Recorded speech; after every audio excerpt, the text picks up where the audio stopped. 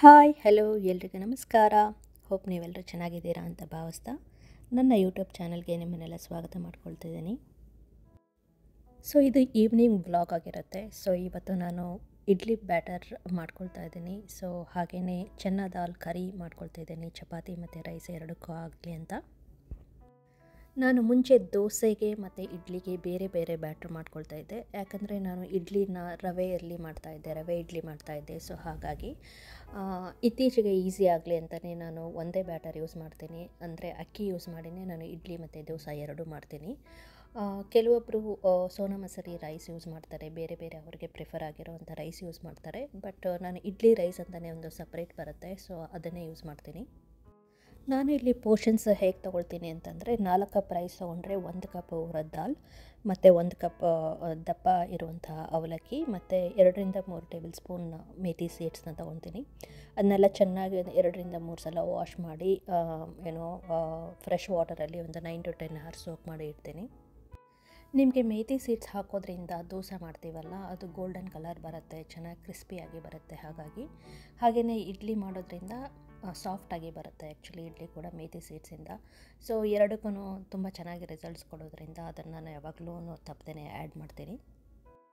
ಇಲ್ಲಿ ನೋಡ್ತಾ ಇರ್ಬೋದು ನೀವು, ನಾನು ವೆಟ್ ಗ್ರೈಂಡರಲ್ಲಿ ಬ್ಯಾಟರ್ನ ಮಾಡ್ತಾಯಿದ್ದೀನಿ. ಏನಕ್ಕೆ ಅಂತಂದರೆ ಇದರಲ್ಲಿ ಎಕ್ಸ್ಟ್ರಾ ಒಂದಿಷ್ಟು ಚೆನ್ನಾಗಿ ಬರುತ್ತೆ ಇಡ್ಲಿ ಮತ್ತು ದೋಸೆ. ಸೊ ಅದು ನನ್ನ ಎಕ್ಸ್ಪೀರಿಯೆನ್ಸಲ್ಲಿ ಹೇಳ್ತಾ ಇದ್ದೀನಿ. ಬಿಕಾಸ್ ನಾನು ಮುಂಚೆ ಎಲ್ಲ ಪ್ರೀತಿ ಮಿಕ್ಸಿ ಗ್ರೈಂಡರಲ್ಲೇ ನಾನು ಬ್ಯಾಟರ್ ಮಾಡ್ಕೊಳ್ತಾ ಇದ್ದೆ. ಬಟ್ ಡಿಫ್ರೆನ್ಸ್ ಸ್ವಲ್ಪ ಇದೆ. ತುಂಬ ಜನ ಫ್ರೆಂಡ್ಸ್ ನನಗೆ ಹೇಳಿದರು, ತುಂಬ ಯೋಚನೆ ಮಾಡಿ ತೊಗೊಂಡೆ ನಾನು. ಈಗ ಆಲ್ಮೋಸ್ಟ್ 3 to 4 ಇಯರ್ಸಿಂದ ಇದನ್ನೇ ಯೂಸ್ ಮಾಡ್ತಾಯಿದ್ದೀನಿ. ಮಿಕ್ಸಿ ಗ್ರೈಂಡರ್ನ ಚಟ್ನಿ ಮಾಡೋದಕ್ಕೆ, ಸಣ್ಣ ಪುಟ್ಟದೇನದು ಗ್ರೇವಿ ಮಾಡೋದಕ್ಕೆ, ಏನಾದರೂ ಪೇಸ್ಟ್ ಮಾಡ್ಕೊಳ್ಳೋದಿರುತ್ತಲ್ಲ, ಅದಕ್ಕೆ ಯೂಸ್ ಮಾಡ್ತೀನಿ. ಹಾಗೆಯೇ ಇಲ್ಲಿ US ಅಲ್ಲಿ ಸ್ವಲ್ಪ ಫರ್ಮೆಂಟೇಷನ್ದು ಪ್ರಾಬ್ಲಮ್ ಇದ್ದೇ ಇರುತ್ತೆ. ಸೀಸನ್ ಮೇಲೆ ಡಿಪೆಂಡ್ ಆಗುತ್ತೆ. ವಿಂಟರ್ ಆದರೆ ತುಂಬಾ ಕಷ್ಟ. ಹಾಗಾಗಿ ಅವನ್ ಕೆಳಗಡೆ ಇಡ್ತೀವಿ ನಾವು, ಅಲ್ಲಿ ಸ್ವಲ್ಪ ಹೀಟ್ ಇರುತ್ತೆ ಅಂತ ಹೇಳಿಬಿಟ್ಟು. ಸಮ್ಮರಲ್ಲಿ ಈಸಿಯಾಗಿ ಆಗುತ್ತೆ, ಲೈಕ್ ಹೊರಗಡೆ ಕೌಂಟರ್ ಟಾಪ್ ಮೇಲೆ ಇಡ್ಬೋದು ಅಥವಾ ಅವನ್ ಕೆಳಗಡೆನೇ ಇಡ್ಬೋದು, ತುಂಬ ಚೆನ್ನಾಗಿ ಬರುತ್ತೆ. ಸೊ ಒಂದು 9 to 10 hours ನೈಟ್ ಮಾಡಿದರೆ ಬೆಳಗ್ಗೆ ಹಾಗೆ ರೆಡಿ ಆಗಿರುತ್ತೆ.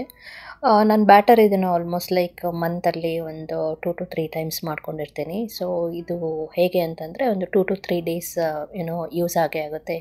ಫ್ರೆಶ್ ಆಗಿ ಇದ್ದಾಗ ನಾನು ಇಡ್ಲಿ ಮಾಡ್ಕೊಳ್ತೀನಿ ಫಸ್ಟ್ 2 ಡೇಸಲ್ಲಿ. ಅದಾದಮೇಲೆ ದೋಸೆಗೆ ಮಾಡೋಣ ಅಂತ ಹೇಳಿಬಿಟ್ಟು ಸಪ್ರೇಟ್ ಬ್ಯಾಟರ್ನ ತೆಗೆದಿಟ್ಟಿರ್ತೀನಿ.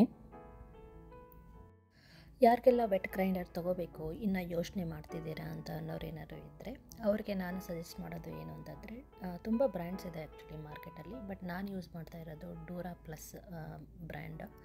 ತುಂಬ ಚೆನ್ನಾಗಿದೆ.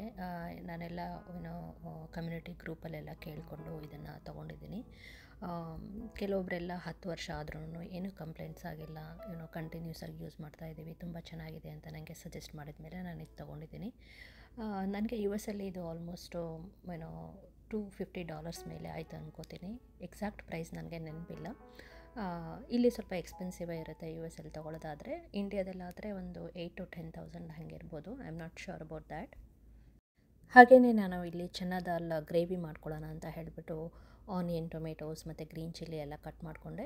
ಈಗ ತಡ್ಕ ಹಾಕ್ಕೊಳ್ತಾ ಇದ್ದೀನಿ. ಲೈಕ್ ತುಂಬ ಸ್ಪೈಸಸ್ ಏನು ನಾನು ಯೂಸ್ ಮಾಡಿಲ್ಲ. ಜಸ್ಟ್ ಅರಿಶಿಣ ಪುಡಿ ಆಗಿರ್ಬೋದು ಮತ್ತು ಅಚ್ಕಾರದ ಪುಡಿ, ಆಮೇಲೆ ಕೋರಿಯಂಡರ್ ಪೌಡರ್ ಅಷ್ಟೇ ಆ್ಯಡ್ ಮಾಡ್ಕೊಂಡಿದ್ದೀನಿ. ಇದ್ರ ಜೊತೆಗೆ ಜಿಂಜರ್ ಗಾರ್ಲಿಕ್ ಪೇಸ್ಟನ್ನು ಆ್ಯಡ್ ಮಾಡಿಕೊಂಡೆ, ಒಂದು 2 ಸ್ಪೂನಷ್ಟು.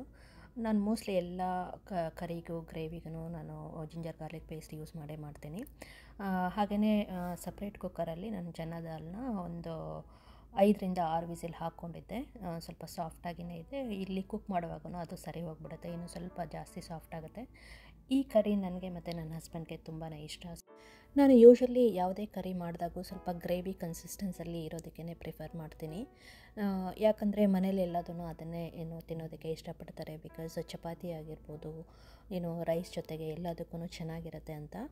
ಸೊ ಹಾಗಾಗಿ ಗ್ರೇವಿ ಕನ್ಸಿಸ್ಟೆನ್ಸಿ ಬರಬೇಕು ಅಂತಂದರೆ ನಾನು ಯೂಶ್ವಲಾಗಿ ಕಡಲೆ ಹಿಟ್ಟು ಅಂತ ಹೇಳ್ತೀವಲ್ಲ, ಸೊ ಅದನ್ನು ಯೂಸ್ ಮಾಡ್ತೀನಿ. ಗ್ರೀನ್ ಗ್ರಾಮ್ ದಾಲ್ ಪೌಡರ್ ಇರುತ್ತಲ್ಲ, ಅದನ್ನು ಯೂಸ್ ಮಾಡ್ತೀನಿ. ಅದು ತುಂಬ ಚೆನ್ನಾಗಿ ಬರುತ್ತೆ. ಬಟ್ ಇದು ಎಲ್ಲ ಗ್ರೇವಿಗೂ ಸೂಟ್ ಆಗೋಲ್ಲ.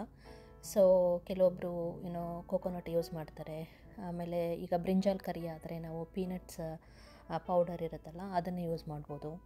ಸೊ ನೀವು ಇಲ್ಲಿ ನೋಡ್ತಾ ಇರ್ಬೋದು, ನಾನು ಕಡಲೆ ಹಿಟ್ಟನ್ನು ಡೈರೆಕ್ಟಾಗಿ ಕರಿಗೆ ಆ್ಯಡ್ ಮಾಡ್ತಾ ಇಲ್ಲ. ಬಿಕಾಸ್ ಕರಿ ಆಲ್ರೆಡಿ ಕುಕ್ ಆಗ್ತಾ ಇರೋದ್ರಿಂದ ಬಿಸಿ ಇರುತ್ತಲ್ವ.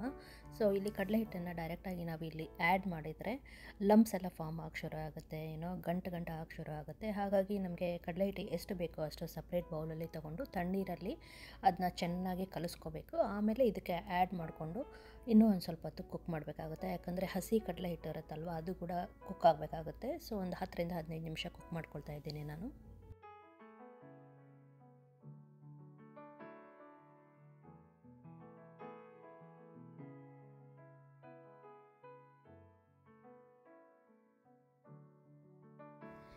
ಇದು ಏನು ಮತ್ತೆ ವೆಜಿಟೇಬಲ್ಸ್ನ ಕಟ್ ಮಾಡ್ತಾ ಇದ್ದಾಳೆ ಅಂತ ಯೋಚನೆ ಮಾಡ್ತಾ ಇದ್ದೀರಾ? ಇದು ನೆಕ್ಸ್ಟ್ ಡೇಗೆ ಪ್ರಿಪ್ರೇಷನ್ ಮಾಡ್ಕೊಳ್ಳೋದಕ್ಕೆ ನಾನು ವೆಜಿಟೇಬಲ್ಸ್ನೆಲ್ಲ ಇವಾಗೆ ಕಟ್ ಮಾಡ್ಕೊಳ್ತಾ ಇದ್ದೀನಿ. ಬೆಳಗ್ಗೆ ಬ್ಯಾಟರ್ ರೆಡಿಯಾಗಿರುತ್ತಲ್ವ, ಇಡ್ಲಿ ದೋಸೆ ಎರಡಕ್ಕೂ ನಾನು ವೆಜಿಟೇಬಲ್ಸ್ ಸಾಂಬಾರು ಮಾಡಬೇಕು. ಸೊ ಅದನ್ನು ಇವಾಗೆ ಕಟ್ ಮಾಡಿ ಇಟ್ಕೊಳ್ತಾ ಇದ್ದೀನಿ. ಬಿಕಾಸ್ ಸ್ಯಾಟರ್ಡೇ ಮಾರ್ನಿಂಗ್ ಆದರೂ ಕೂಡ ನಾಳೆ ನನ್ನ ಮಗನಿಗೆ ಸ್ವಿಮ್ಮಿಂಗ್ ಕ್ಲಾಸ್ ಇರುತ್ತೆ, ಅಲ್ಲಿ ಕರ್ಕೊಂಡು ಹೋಗಬೇಕು. ಅದಾದಮೇಲೆ ಯೂಶಲಿ ಡೇ ಔಟಿಂಗ್ ಪ್ಲ್ಯಾನ್ ಮಾಡ್ತೀವಿ, ಮಕ್ಕಳನ್ನ ಎಲ್ಲಾದರೂ ಪಕ್ಕದ ಪ್ಲೇಸಸ್ಗೆಲ್ಲ ಕರ್ಕೊಂಡು ಹೋಗ್ತಾ ಇರ್ತೀವಿ. ಕುಕ್ ಮಾಡೋದಕ್ಕೆ ಅಷ್ಟೊಂದು ಟೈಮ್ ಇರಲ್ಲ. ಬಟ್ ಇದನ್ನೆಲ್ಲ ನಾನು ಕಟ್ ಮಾಡಿ ಇಟ್ಕೊಂಡ್ರೆ ನಾಳೆ ಜಸ್ಟ್ ನಾನು ಕುಕ್ಕರಲ್ಲಿ ಹಾಕ್ಕೊಂಡ್ಬಿಟ್ಟು ಇದನ್ನು ಸಾಂಬಾರು ಮಾಡೋದಕ್ಕೆ ಈಸಿ ಆಗುತ್ತೆ ಅಂತ ಹೇಳಿಬಿಟ್ಟು ನನಗೇನೇನು ಎಲ್ಲ ವೆಜಿಟೇಬಲ್ಸ್ ಬೇಕೋ ಅದನ್ನೆಲ್ಲ ಇವಾಗೇ ಕಟ್ ಮಾಡಿಕೊಂಡು ಫ್ರಿಜ್ಜಲ್ಲಿ ಇಡ್ತಾಯಿದ್ದೀನಿ.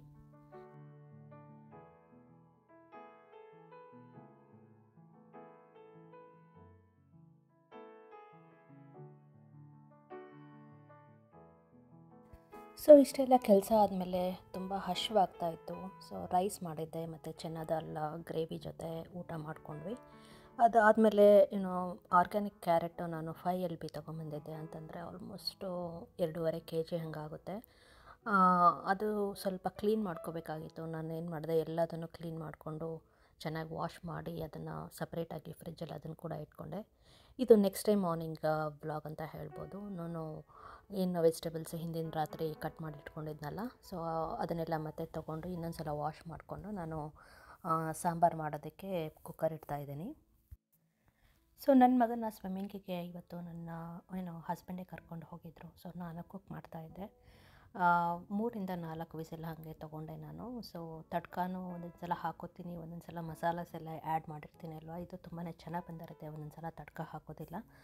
ಬ್ಯಾಟರನ್ನು ತುಂಬಾ ಚೆನ್ನಾಗಿ ಬಂದಿತ್ತು. ಈಗ ಸಮ್ಮರ್ ಆಗಿರೋದ್ರಿಂದ ಇಲ್ಲಿ ತುಂಬ ಚೆನ್ನಾಗಿ ಬಂದಿತ್ತು. ಸೊ ಹಾಗಾಗಿ ನಾನು ಇಡ್ಲಿ ಮಾಡಿಕೊಂಡೆ.